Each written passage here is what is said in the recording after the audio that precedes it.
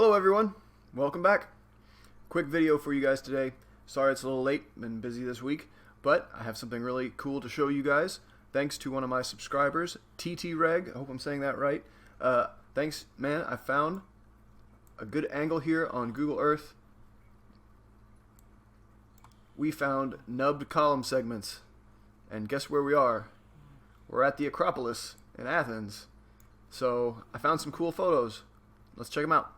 Okay, so we are looking at the north wall of the Acropolis. We're looking south, and what you see is restacked, repurposed column drum segments, and these have nubs on them.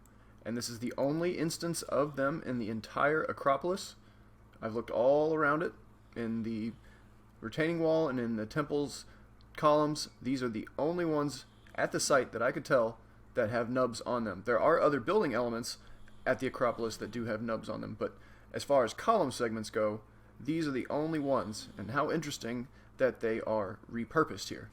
Now, we've talked about the Acropolis before, and we've seen some other walls that have the nubs on them, and here's three right here. You can see a small one and two larger ones, and I think what's going on here is there was a much larger destroyed temple that they could not put back together, so it became part of their retaining wall.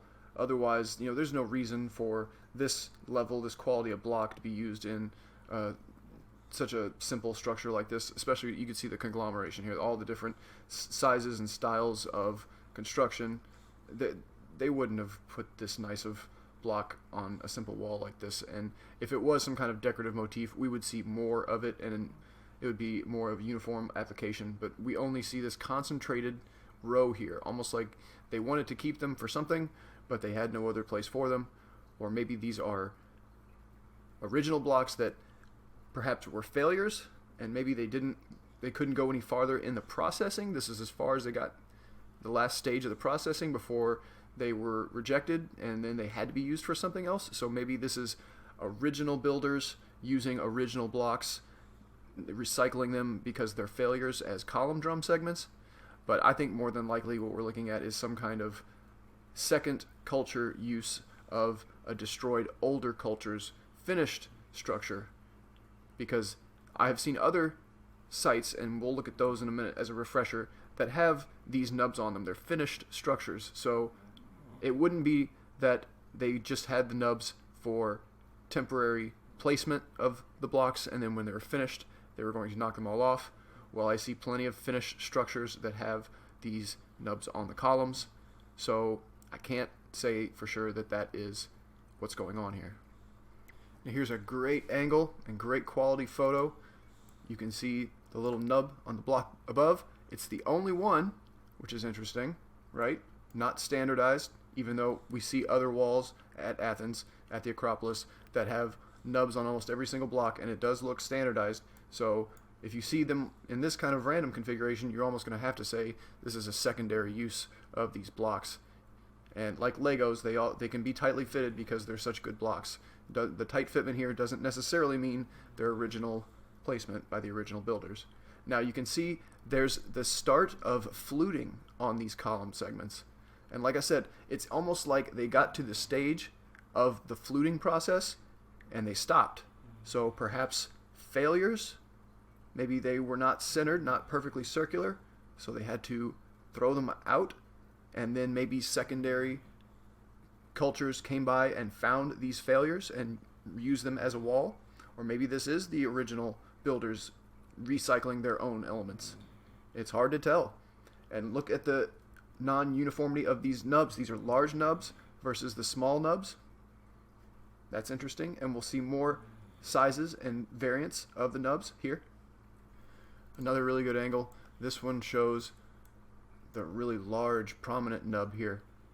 And I have to say, at Athens, at the Acropolis, if we were going to propose that they're all lifting bosses, that's what the nubs are, I'd say Athens is probably your best site for that argument, because it does seem almost standardized here, and they seem like configurations that would be conducive for lifting them. And we see other sites, I'll show you those in a minute as a refresher as well, where the nubs are so small and so shallow they couldn't really be used for lifting in their current forms. Maybe they were bigger in the past, right? But some of these, the way they survive, and you can see where they're clearly knocked off, and the remnant nub and how big that bit was originally, you can get a good idea. You can glean what they originally look like versus a pristine surface. After you look at these for a while, you can start to see the traces, even if they're broken off. So some of these here at Athens, I will admit, guys, a lot of this stuff does look like lifting aids in terms of their size and configuration, of course. I do want to point out this one on the left, just because it's a little different than the others. It seems more eroded, perhaps, or the fluting was not as far along in the processing. I'm not sure what to think about this. It's very interesting. It's not one of these things is not like the others, right? This is very worn and weathered. Maybe just perhaps it was in a spot where it was exposed more to the rain and the elements than the others. That's a possibility, but just very interesting. It's less defined than all the others. Now, like we talked about before, Athens has nubbed blocks, and some of these kind of have bevels on them at the bottom too, so we can classify some of these as bevel blocks. Now, this looks like a standardized uniform configuration, doesn't it? If this was for lifting, this is how you would do it. You would have one of these, and then we can go back and see the other side of the wall. They're over there too, and you can get an idea, okay, well, there's one on either side, so therefore rope and tackle wrapped around from a central point above, lowering the blocks down. Seems pretty straightforward to me. You look closely, and you see all the broken off areas, right? Some of the blocks are pristine, though. Note that. It is not completely standardized. But yes, there are a lot of instances of broken off nubs, or maybe I'll even propose that these weren't completely formed nubs, if we're talking about a block forming technique. But there is variation in size, right? Very big, very small. Blocks are the same size. Odd that they aren't all the same size. And then some blocks over here have them as well. Goes all the way down, pretty much top to bottom. There are nubs on this wall here, and some other walls in this area. But then you start looking at other areas, you're going to see less instances of nubs until you get down to the bottom, and then you're going to see a couple blocks here with nubs. And that's kind of standard. If you look at Garni Temple, you see a lot of damage at the bottom, damage holes, perhaps those were nubs. You saw Epiplevi, there's a lot of nubs around the base. I think the best places to look for nubs at sites are at the base. Before anywhere else, if you don't see them, look at the base. There's always going to be, maybe, if it's one of these engineer sites, it's always going to have some kind of nub trace. I think that's one of the best hallmarks. Now, we talk about bevel blocks being one of the best hallmarks, but still, that's more of a regional styling of the surface, surface treatment and a texturing. But the nubs always follow us at every single engineer site. It's very strange. All across the world, from China to Peru to the old world, all over the old world, the nubs follow us everywhere. So I'm going to have to say, change my stance that no, the bevel blocks aren't the best evidence. The nubs are definitely the best evidence here. And right here, another area of the Acropolis, you see lots of nubs on the walls. Looks like a standardized uniform technique, like they were going to stack every single block the same way. The broken off instances, you could say, okay, that was where they were starting to clean up the surfaces. But if they got fluted columns and all this other finished architecture on here, why did they stop at this stage with the nubs? Why weren't they cleaned up and knocked off? It's almost like they were a byproduct of the block making process and it didn't matter. Or perhaps they are esoteric and they mean something and there's a pattern or a code to them, and you have to know by studying the pattern, if there is any kind of pattern, the underlying message, if there is any underlying message. So just another way to look at these things. And I do want to point out, get real close, some of these blocks have this inverted bevel surface treatment, this pitted interior that's recessed, and the ridge of material, just like at the supposed tomb of Alexander the Great at Acropolis. And then there's more regular bevel blocks here with really fine margins. See that? Very thin, shallow margins. Interesting variation in surface treatment styles, right? And then, of course, larger square recesses. And I think, again, at this site, the best explanation is they are sockets for installations, other architectural installations that went into them. Like we were saying back here, if you see a row of these square holes like this, the only thing I can think of is some of this stuff might have been decorative copings and lintels and cornice elements, different decorative treatments that were on these buildings that obviously have fallen off over time. And then just a nice detailed image of one of the walls, tight fitment. You see the larger blocks have two, maybe there was two here and it's broken off, or maybe the other one's out of the photo. But interesting, there's two on one of the larger blocks, two larger blocks, maybe here, yeah, the edge of one going outside the photo. Looks like all the blocks have two if they're big, and if they're small they have one. I guess we can presume on the other side of these blocks there is a corresponding pair and a corresponding nub. The shape of these nubs, conical or rounded tops with flat bottoms. Again, it is conducive to the idea of lifting. You have rope that goes, you lash it around underneath, and on the other side comes to a central point above, and you can lower it with a crane or some kind of wooden scaffolding structure. Something pretty simple. You wouldn't need anything too advanced to lower these blocks with that method. It would obviously have to be tall, taller than the building, the finished building, so it would have to be several stories tall. That's pretty impressive, but nothing outside of their capabilities in ancient times, I don't think. So this is one of the more, I say, contradictory sites. If you look at the Peruvian sites, you think it's really molded and wacky and makes no sense. The nubs are very sporadic and chaotic. Here it seems very thorough, uniform, standardized, thought out, methodical. There seems to be practicality here. And then in comparison, we'll go over to Jerash, Jordan, and you see these are much smaller, shallower nubs on these column segments. And their placements, they seem to be almost standardized. You could say some, well, maybe they're just broken off. Some of these photos and the quality of the stone itself, it's hard to tell. I would say some of these spots here are where they were broken off. So you can make a good case here that they were on every single column drum segment. Another good example of one broken off here. So if you think, but then again, here is another one. You see this one sticking out there. Not another one on this side. Interesting. Now we're going to say if they're for lifting, you should have a corresponding nub on the other side. And with pictures of column drum segments, yeah, it's hard to tell because you'd have to walk around these to make sure and see multiple angles of all the photos. Here's a good example. One there, and then the corresponding one on the far side. So yeah, that would be a good conducive place for lifting. It is very shallow though. I mean, it's precarious. You would expect bigger protruding bits. And then you could also say, well, it's been a lot of time. Perhaps they were larger in the past, and this is all that is left.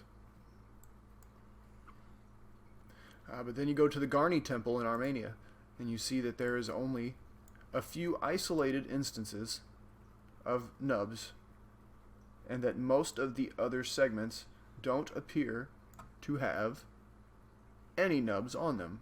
None. Very interesting. Now, if someone was going to take the time to knock them all off, why did they spare these few here? Now, I do see, and we pointed this out in the last video about this site, repair sections, little rectangular and square repair sections in some of these column segments. Down here as well, see that? More than likely, damaged areas like that, maybe they contain nubs. I'm going to say more than likely. Again here. And if you see, there's almost every single column has a repaired section to it. So what does that imply? You know, the original column, we can see what an original column looked like from the view at the front here. They were very smooth, they're very, very perfect, but they contain nubs. And then we'll jump back here to Hosn Suleiman, in Syria at this horrible quality photo, and you'll see that this one lone facade column, or however you want to describe these columns that are also blocks for the wall, half columns. I like facade columns, but you have large nubs. They are conducive for lifting, but if so, where's the rest of them? And we can look on other photos that have somewhat better quality. And again, over here they're painfully obvious, but we don't see any other instances. Perhaps some of these damaged areas, you could say they might have been knocked off. I think that might be a damaged area. I don't know. It's really hard to say. Maybe here. Hard to say, guys. I really think that it's a concentrated, isolated instance in this Hossein Suleiman case over here on this left side, which is very strange. And then lastly, if you guys remember from the previous video, this is the Temple of Adonis in Lebanon.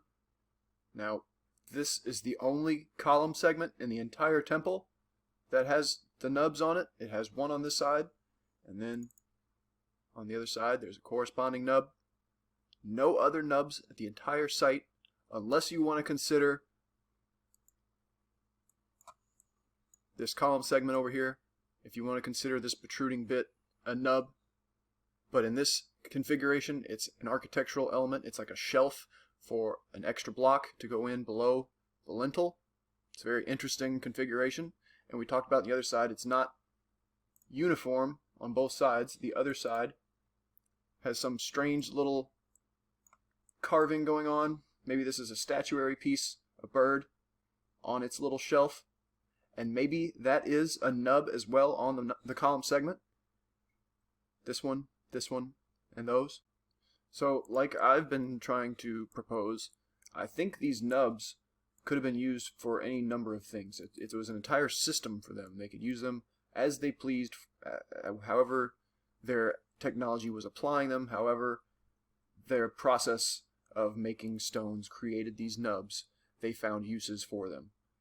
Sometimes esoteric, sometimes just as byproducts. Maybe they just didn't care sometimes that they were there. At Athens, why would you leave all those nubs on your perfect temple? Otherwise, it is perfect. And it's almost as though the nubs ruin the finished temple, and you would really want them to be knocked off. So why are they still there? The rest of the temple is there.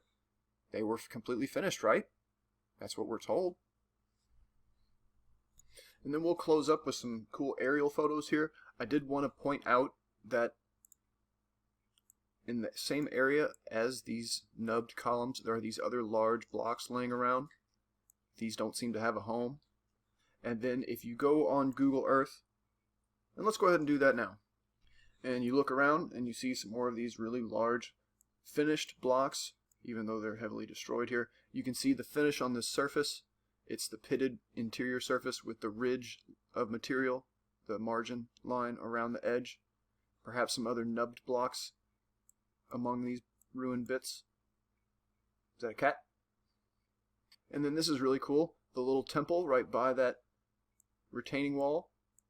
Here's some more. I like this little instance of them. There's only 4, it seems like, but it's a very good close-up photo here. You can see 1, 2 nubs. The others are probably buried or broken off. Interesting processing on some of them. So I want to say that this is like an early stage in the processing, and they stopped for whatever reason, and the processing didn't go any farther than this. And you can see in some of these blocks, like this one over here, this column drum segment, you can see the pitted surface. Very interesting. Why is a finished surface treatment on what I guess we can assume is a block that's only halfway through the processing, and they decided to put a finished surface treatment on it already? But then, are they supposed to be smooth, unfluted columns, or is the intent to finalize these as fluted columns? We don't know. All the other columns are pretty much fluted, but there are, like here we go, an instance here of smooth columns. So who knows if these were intended to be fluted at the end, or these were finished unfluted columns that just happened to have the nubs on them. Hard to say. But I find it interesting. You look close at them, you start seeing different things. The surface treatments, some of it looks smooth, some of it looks pitted, and some of it looks softened and different rippling, we'll say, on some of this. I like that little pitted surface. I like to call that rippling sometimes when it looks more, sometimes it looks eroded, but sometimes it looks like the block was softened. Hard to discern sometimes. But definitely an interesting phenomenon here at the Acropolis. Among all the other weird blocks, we have a few isolated column drum segments that appear to be older or part of an older structure or failures in the column drum making process. So they were recycled either by the original builders or by later people. There's a lot of ifs here, but just a very cool case, and we have to add it to the list. So now we have 5 sites confirmed, nubbed column drum segments or nubbed columns. And interesting, but so far it's pretty rare. There's only 5 sites out of all the other engineer sites we talk about. Only 5 of them have the nubbed columns. So maybe we need to look closer at some of the other sites with columns, see if any of those column drum segments have any nubs on them. So thank you guys again for hanging out with me, and we will talk to you next time.